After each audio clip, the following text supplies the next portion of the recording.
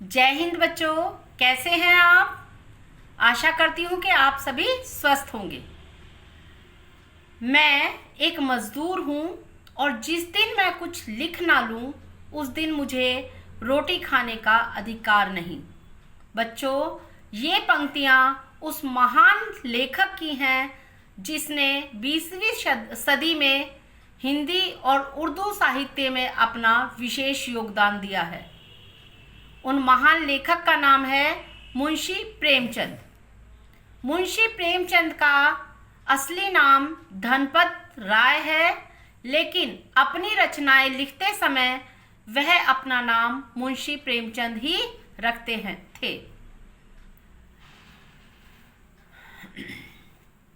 बच्चों, आज हम इन्हीं के द्वारा लिखित ईदगाह पाठ का अध्ययन करेंगे।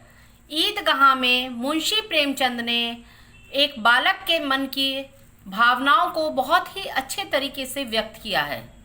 उन्हीं भावनाओं को महसूस करते हुए हम इस पाठ का अध्ययन करेंगे। उससे पहले मैं लेखक का छोटा सा आपको परिचय दूंगी। मुंशी प्रेमचंद का जन्म वाराणसी के लम्ही गांव में 31 जुलाई 1880 ईस्वी को हुआ। की प्रमुख रचनाएं हैं गवन, गोदान, कर्मभूमि, रंगभूमि आदि।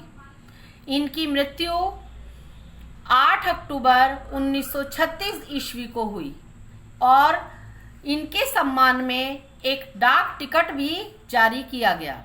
तो चलिए बच्चों, हम ईदगाह पाठ का अध्ययन करते हैं। रमज़ान के पूरे 30 रोज़ों के बाद ईद आई है। कितना मनोहर और सुहावना प्रभात है। प्रभात माने सवेरे का समय। वृक्षों में कुछ अजीब हरियाली है। खेतों में कुछ अजीब रौनक है। रौनक माने चमक। आसमान पर कुछ अजीब लालिमा है। उगते सूर्य के समय जो लालिमा आसमान पर छा जाती है उसी को हम यहाँ पर लालिमा कहते हैं। आज का सूर्य देखो कितना प्यारा है, कितना शीतल है, मानो संसार को ईद की बधाई दे रहा हो। गांव में कितनी हलचल है। ईदगाह जाने की तैयारियां हो रही हैं। लड़के सबसे अधिक प्रसन्न हैं। जल्दी मची है कि लोग ईदगाह के लिए चलते क्यों नहीं। हामिद बड़ा प्रसन्न है। वह 4-5 साल का खूबसूरत दुबला पतला लड़का है जिसका बाप गत वर्ष हैजे की भेंट चढ़ गया और माँ न जाने क्यों पीली होती होती एक दिन मर गई। हामिद अब अपनी बूढ़ी दादी अमीना की गोद में सोता है। अमीना सोच में पड़ी है। गांव के बच्चे अपने अपने बाप के साथ जा रहे हैं। हामिद की दादी है जो अपने छोटे से पोते के विषय में सोच रही है कि सभी बच्चे तो ईद में अपने अपने पिता के साथ जाएंगे, ईदगाह अपने अपने पिता के साथ जाएंगे, लेकिन हामिद को मैं किसके साथ भेजूं, क्योंकि बच्चों ईदगाह में स्त्रियों का जाना वर्जित है। इसलिए अमीना चिंतित है कि हामिद को वो ईदगाह किसके साथ भेजे। घर में कोई भी पुरुष नहीं है और अकेले वो हामिद को ईदगाह नहीं भेज सकती। तो बच्चों आगे चलते हैं।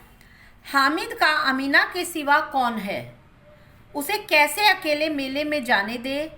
इस भीड़ भाड़ में बच्चा कहीं खो जाए तो क्या हो। नन्ही सी जान 3 कोस पैदल कैसे चलेगा। 3 कोस का मतलब है 3 किलोमीटर। पैरों में छाले पड़ जाएंगे, पर हामिद के उत्साह का क्या करे। अमीना यानी कि हामिद की दादी हामिद के उत्साह का, उसे जो उत्साह है उसके अंदर ईदगाह जाने का, उसका क्या करे, उसे कैसे रोके। अधिक पैसे भी नहीं हैं। सब कुछ करके वह कुल 3 पैसे हामिद के लिए जुटा पाई है। हामिद भीतर जाकर कहता है, तुम डरना नहीं अम्मा, मैं सबसे पहले आऊँगा, बिल्कुल मत डरना। गांव से मेला चला अन्य बच्चों के साथ हामिद भी जा रहा था। कभी सब दौड़कर आगे निकल जाते, कभी किसी पेड़ के नीचे खड़े होकर साथ वालों की प्रतीक्षा करते। तो बच्चों, यहाँ पर आपने देखा कि किस तरह से हामिद के अंदर जो उत्साह था, अपनी दादी की चिंता को भी वो बच्चा पहचान रहा था और दादी के कहने से पहले ही वो अपनी दादी को आश्वस्त करता है, उन्हें भरोसा दिलाता है कि दादी आप मेरी चिंता मत करना, मैं सबसे पहले मेले से वापस आऊँगा। तो यहाँ पर भी मुंशी प्रेमचंद ने एक बच्चे के मनोभावों को बहुत अच्छे से व्यक्त किया है। चलिए आगे बढ़ते हैं बच्चों। सहसा ईदगाह पर दृष्टि पड़ी, ऊपर इमली के घने वृक्षों की छाया है, नीचे पक्का फर्श है जिस पर जाजम बिछी हुई है। जाजम का अर्थ है बच्चों चादर। रोजेदारों की पंक्तियां एक के पीछे एक न जाने कहाँ तक चली गई हैं। नए आने वाले आकर पीछे की कतार में खड़े हो जाते हैं। आगे जगह नहीं है, धन और पद का यहाँ कोई प्रश्न नहीं है। बच्चों, ईदगाह वह स्थान है जहाँ पर अमीरी और गरीबी के सब प्रकार के भेद मिट जाते हैं। वहाँ पर चाहे कोई धनवान व्यक्ति जाए, चाहे कोई निर्धन व्यक्ति जाए, वहाँ का एक रूल होता है, एक नियम होता है कि जहाँ पर एक व्यक्ति खड़ा हो गया उसके पीछे ही दूसरा व्यक्ति पंक्ति में लाइन में खड़ा होगा। कोई किसी के साथ धक्का मुक्की नहीं करेगा, चाहे वो कितना ही अमीर या बड़े पद का व्यक्ति क्यों ना हो, वो कभी भी आगे खड़े होने की कोशिश नहीं करेगा। हमेशा वो दूसरे जो व्यक्ति आगे खड़ा है उसके पीछे ही खड़ा होगा। ये ईदगाह का नियम है। लाखों सिर एक साथ सजदे में झुक जाते हैं। सजदे माने प्रार्थना। फिर सब एक साथ खड़े हो जाते हैं, एक साथ झुकते हैं और एक साथ घुटनों के बल बैठ जाते हैं। जैसे बिजली की लाखों बत्तियां एक साथ जल उठें और फिर एक साथ बुझ जाएं। अपूर्व दृश्य था, मानो भ्रातृत्व भाव का एक सूत्र इन समस्त आत्माओं को एक ही लड़ी में पिरोए हो। ईदगाह का दृश्य ऐसा था, भ्रातृत्व भाव मतलब भाईचारे का ऐसा भाव वहां पर दिखाई दे रहा था कि जैसे लाखों मोतियों को एक ही माला में किसी ने पिरोकर एक सुंदर सी माला बना दी हो। नमाज समाप्त हुई, लोग आपस में गले मिल रहे हैं। बूढ़े और बच्चे सभी मगन हैं। मिठाई और खिलौनों की दुकानों का जमघट शुरू हो गया। उधर दुकानों की कतारें लगी हैं। तरह तरह के खिलौने हैं, सिपाही और मुजरिम, राजा और वकील, भिश्ती और धोबी। वाह, कितने सुंदर खिलौने हैं। महमूद सिपाही लेता है, खाकी वर्दी और लाल पगड़ी वाला, कंधे पर बंदूक रखे हुए। मालूम होता है अभी कवायद किए चला आ रहा है। कवायद माने युद्ध से वापस आ रहा है। मोहसिन को भिश्ती पसंद आया है। कमर झुकी हुई है, ऊपर मशक रखी हुई है। मशक बेटा एक चमड़े से बना बैग होता है जिसको पानी भर के कंधे पर लाद लिया जाता है। नूरे को वकील से प्रेम है। काला चोगा, नीचे सफेद अचकन, अचकन के सामने की जेब में घड़ी, सुनहरी जंजीर, एक हाथ में कानूनी पोथा लिए हुए। बच्चों, ये सभी खिलौने आज के टाइम में आपको देखने को नहीं मिलेंगे, तो मैं इनकी कुछ पिक्चर्स आपको दिखाऊंगी जो इस प्रकार हैं। जैसा कि आपको स्क्रीन पर शो हो रहा है, ये भिश्ती है बेटा, जिसकी कमर झुकी हुई है और जिसकी पीठ पर चमड़े का बैग लदा हुआ है, पानी से भरा हुआ है। सिपाही,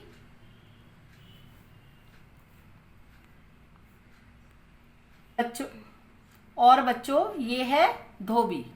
तो पहले इसी तरह के खिलौने हुआ करते थे।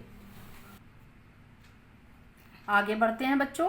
मालूम होता है अभी अभी अदालत से बहस किए चले आ रहा है। ये सब 2-2 पैसों के खिलौने हैं। हामिद के पास कुल 3 पैसे हैं। वह इतने महंगे खिलौने कैसे ले? खिलौनों के बाद मिठाइयों का नंबर आता है। किसी ने रेवड़ियाँ ली, किसी ने गुलाब जामुन। सभी मज़े से खा रहे हैं। यहाँ पर बच्चों हामिद की मनोस्थिति का भी वर्णन किया गया है कि उसके मन में अपने दोस्तों को लेकर और खाने पीने की चीज़ों को लेकर किस तरह के भाव आ रहे हैं। तो वो सारी चीज़ें भी लेखक ने अच्छे से व्यक्त की हैं। चलिए आगे बढ़ते हैं। मिठाइयों के बाद कुछ दुकानें लोहे की चीज़ों की थी। लड़कों के लिए यहाँ कोई आकर्षण नहीं था। वे सब आगे बढ़ जाते हैं। अकेला हामिद लोहे की दुकान पर रुक जाता है। कई चिमटे रखे हैं। उसे ख्याल आया दादी के पास चिमटा नहीं है। यहाँ पर हामिद को मेले में अपने से ज़्यादा अपनी दादी की चिंता थी कि उनके पास चिमटा नहीं है। एक छोटे से बच्चे के मन में इस तरह के भाव आना बहुत बड़ी बात होती है। तवे से रोटी उतारती हैं तो उनका हाथ जल जाता है। अगर वह चिमटा ले जाकर दादी को दे दे तो वह कितनी प्रसन्न होंगी। फिर उनकी उंगलियां कभी न जलेंगी। खिलौनों से क्या फ़ायदा? जरा देर तो खुशी होती है, फिर तो कोई उनकी ओर आंख उठाकर भी नहीं देखता। कई तो घर पहुंचते पहुंचते ही टूट फूट कर बराबर हो जाएंगे। इस प्रकार हामिद अपने मन में उठने वाले भावों को अपने आप ही उन भावों से प्रश्न करता है और अपने आप ही उनका उत्तर देता है। बच्चों, इस प्रकार हामिद अपने ही मन में प्रश्न करता है और अपने आप ही उनके उत्तर देकर संतुष्ट हो जाता है। हामिद के साथी आगे बढ़ गए हैं। सबील पर सब के सब शरबत पी रहे हैं।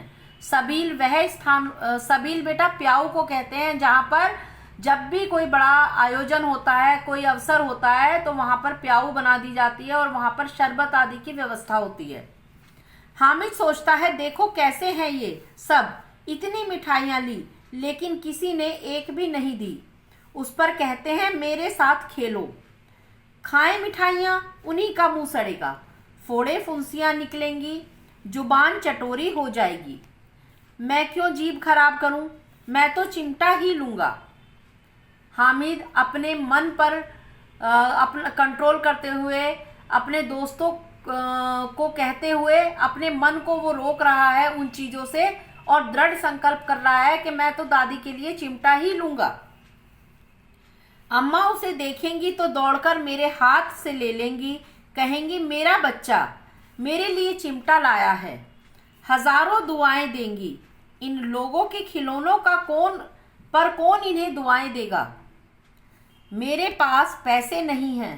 तभी तो मोहसिन और महमूद मिजाज दिखाते हैं। मिजाज मतलब बेटा नखरे दिखाते हैं। सबके सब हंसेंगे कि हामिद ने चिमटा लिया है। हंसो मेरी बला से। उसने दुकानदार से पूछा यह चिमटा कितने का है? दुकानदार ने 6 पैसे बताए। हामिद का दिल बैठ गया। हामिद ने कहा ठीक ठीक बताओ। दुकानदार बोला ठीक ठीक 5 पैसे लगेंगे। लेना है तो लो, नहीं तो चलते बनो। हामिद ने कलेजा मजबूत करके कहा, कलेजा माने दिल, अपना दिल मजबूत करके। बच्चा था, वो मोल भाव कर तो रहा था लेकिन डरते डरते कर रहा था कि कहीं दुकानदार उसे डांट ना दे। 3 पैसे लोगे? और यह कहता हुआ वह आगे बढ़ गया कि कहीं दुकानदार घुड़क ना दे। लेकिन दुकानदार ने घुड़की नहीं दी। बुलाकर 3 पैसे में चिमटा दे दिया। हामिद ने इस तरह उसे कंधे पर रखा मानो वह बंदूक है और शान से अकड़ता हुआ साथियों के पास आया। मोहसिन ने हंसकर कहा यह चिमटा क्यों लाया है पगले? हामिद ने सफाई दी, तुम्हारे खिलौने क्या हैं? कोरी मिट्टी, जरा नीचे गिर पड़े तो टूट फूट कर खत्म हो जाएंगे। अगर कोई शेर आ गया तो मियाँ भिश्ती के छक्के छूट जाएंगे।